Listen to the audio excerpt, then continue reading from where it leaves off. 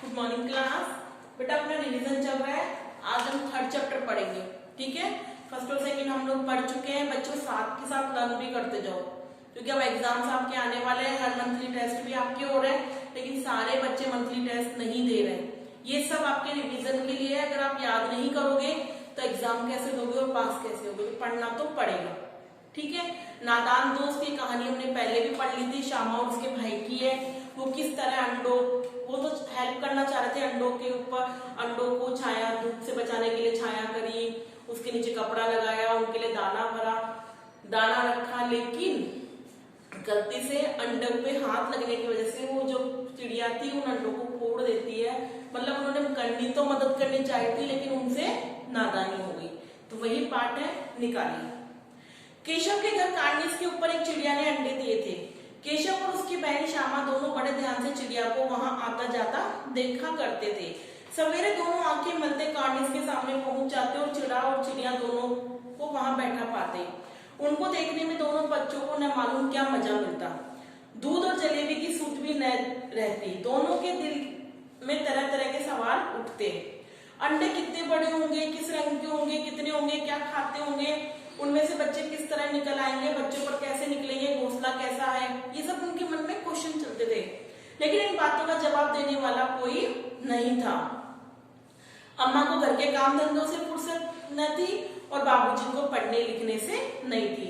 दोनों बच्चे आपस में ही सवाल जवाब करके अपने दिल को तसल्ली दे लिया करते थे। श्यामा कहती, क्यों भैया, बच्चे निकलकर फुर्र से उड़ जाएंगे।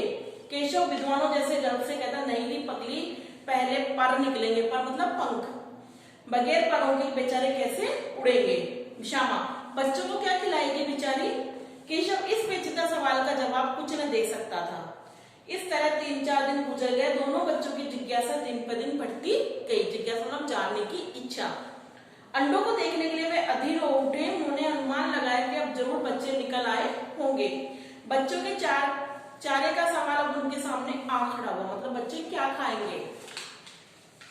चिड़िया बेचारी इतना दाना कहाँ से ला पाएगी। सारे बच्चों का पेट भरे, गरीब बच्चे भूख के मारे चू चू चू चू करके मर जाएंगे। इस मुसीबत का अंदाजा करके दोनों घबरा उठे। दोनों कौन? श्यामा, हाँ, और उसका भाई केशव, ठीक है ना। दोनों ने फैसला किया कार्निस में थोड़ा सा दाना रख दिया जाए। श्यामा खुश होकर बोले, तब तो चिड़िया को चारे के लिए उड़कर नहीं जाना पड़ेगा। उन्होंने सोचा क्यों ना हम थोड़ा सा दाना ऊपर रख देते तो चिड़िया को कहीं जाना नहीं पड़ेगा। केशव, नहीं, तब क्यों जाएगी। श्यामा, क्यों भैया, बच्चों को धूप न लगती होगी, क्योंकि वो ऊपर थे तो उन्हें धूप नहीं लगती होगी।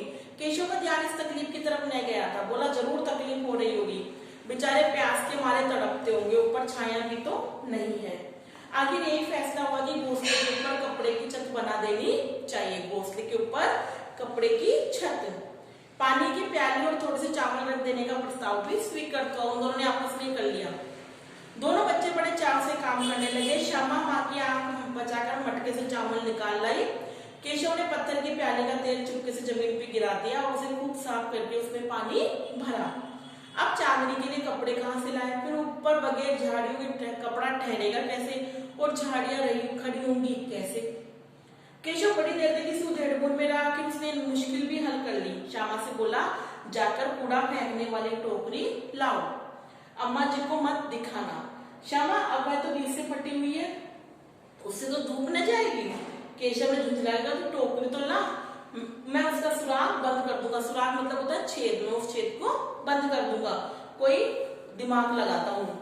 श्यामा दौड़ कर टोकरी उठा लाई। केशव ने उसमें सुराख में थोड़ा सा कागज ठूस दिया और तब टोकरी को एक टहनी से टिकाकर बोला, ऐसे ही घोंसले पर उसकी आड़ कर दूंगा, तब ऐसे धूप आएगी। मतलब टोकरी ली, उसमें वो कागज वगैरह लगाया, तो अंडों के ऊपर ऐसे आड़ कर दी, तो गई वो टोकरी आराम से। श्यामा ने दिल से सोचा, भैया कितना चालाक था। गर्मी के दिन थे, बापूजी दफ्तर गए हुए थे। अम्मा दोनों बच्चों को कमरे में सुलाकर खुद सो गई, लेकिन बच्चों की आंखों में आज नींद कहाँ। अम्मा जी को बहलाने के लिए दोनों दम रोके आंखें बंद किए मौके का इंतजार कर रहे थे। जो ही मालूम हुआ कि अम्मा जी अच्छी तरह से सो गई हैं, दोनों चुपके से उठे और बहुत धीरे से दरवाजे की सिटकनी होती है ना, खोलकर बाहर निकल आए। अंडों की हिफाजत की तैयारी होने लगी। केशव कमरे से एक स्टूल उठा लाया, केशव कमरे से स्टूल उठाया है, लेकिन जब उससे काम नहीं चला तो नहाने की चौकी लाकर स्टूल के नीचे रख दी और डरते डरते स्टूल पे चढ़ा। काय का डर था? गिरने का। श्यामा दोनों हाथों से स्टूल पकड़े हुए थी। स्टूल चारों टांग बराबर न होने के कारण दबाव जहां पाता उधर ही वो हिल जाती। उस वक्त केशव को कितनी तकलीफ उठानी पड़ी वह उसी का दिल जानता है। दोनों हाथों से कार्नियस पकड़ लेता और श्यामा को दबी आवाज में डांटता, अच्छी तरह पकड़ के। उसको क्या लग रहा था? डर लग रहा था गिरने का, वरना उतर कर मारूंगा। बेचारी श्यामा का दिल तो ऊपर से कार्नियस पर था। बार बार उसका ध्यान उधर चला जाता और हाथ ढीले पड़ जाते। उसको ध्यान कहाँ था? जहाँ पे वो अंडे रखे हुए थे, है ना। केशव ने जो ही कार्निस पर हाथ रखा दोनों चिड़िया उड़ गई। केशव ने देखा कार्निस पर थोड़े तिनके बिखरे हुए हैं और उन पर 3 अंडे पड़े। कितने अंडे पड़े? 3। जैसे घोंसले उसने पेड़ पर देखे वैसा कोई घोंसला नहीं है। श्यामा ने नीचे से पूछा, के बच्चे हैं भैया? पूछ रही वो कितने? केशव 3 अंडे हैं, अभी बच्चे नहीं निकले। श्यामा जरा हमें दिखा दो भैया कितने बड़े हैं।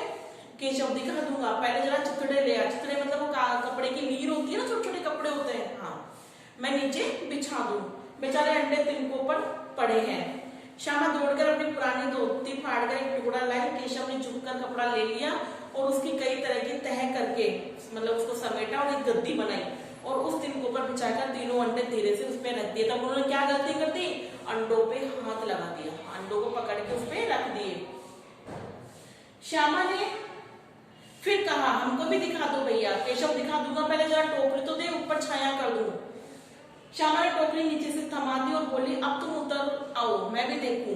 केशव ने टोकरी को एक टहनी से टिका कर कहा, जा दाना और पानी की प्याली ले आ, मैं उतर जाऊं तो तुझे दिखा दूंगा। श्यामा प्याली और चावल भी लाई। केशव ने टोकरी के नीचे दोनों चीजें रख दी। आहिस्ता से उतर गया, मतलब धीरे से उतर गया। श्यामा ने गिड़गिड़ा कर कहा, अब हमको भी चढ़ा दो भैया। श्यामा, तू गिर, केशव तू गिर पड़ेगी। श्यामा, नहीं गिरूंगी भैया, तुम नीचे से पकड़े रहना।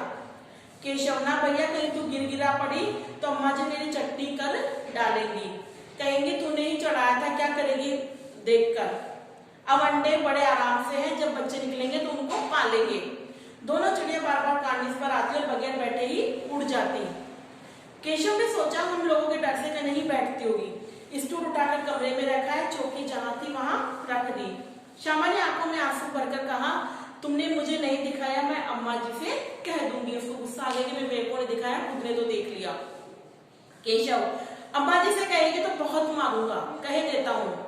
श्यामा, तो तुमने मुझे दिखाया क्यों नहीं? केशव, और गिर पड़ती तो 4 सर वो नहीं हो जाते, मतलब गिर जाते तो उसका सर फूट जाता। श्यामा, हो जाते तो हो जाते, देख लेना, मैं कह दूंगी। इतने में कोठरी का दरवाजा खुला। माँ ने धूप में से बच्चों को बचाते हुए कहा, तुम दोनों बाहर कब निकल आए? मैंने कहा था ना दोपहर को नहीं निकलना। किसने किवाड़ खोला? किवाड़ मतलब होता है दरवाजा, गेट। किवाड़ केशव ने खोला था, लेकिन श्यामा ने माँ को यह बात नहीं कही। उसे डर लगा कि भैया पिट जाएगा। केशव दिल से कांप रहा था, कहीं श्यामा कह न दे अंडे न दिखाए थे। इससे अब क्या? श्यामा पर विश्वास था। श्यामा सिर्फ मोहब्बत के बारे में चुप थी, इस कसूर से रिश्तेदार होने की वजह से इसका फैसला नहीं किया जा सकता। शायद दोनों ही बात थी। मतलब श्यामा चुप क्यों थी? एक तो उसको डर लग रहा था कि मेरा भाई पिट जाएगा, या फिर ये भी डर लग रहा था कि वो खुद भी उसके साथ साथ कर दी तो हो सकता है वो खुद भी पिट जाए। तो दोनों ही बात हो सकती है। माँ ने दोनों को डांट डपट कर फिर कमरे में बंद कर दिया और रात धीरे उन्हें पंखा चलने लगी। अभी सिर्फ 2 बजे थे, बाहर तेज लू चल रही थी और दोनों बच्चों को नींद आ गई थी।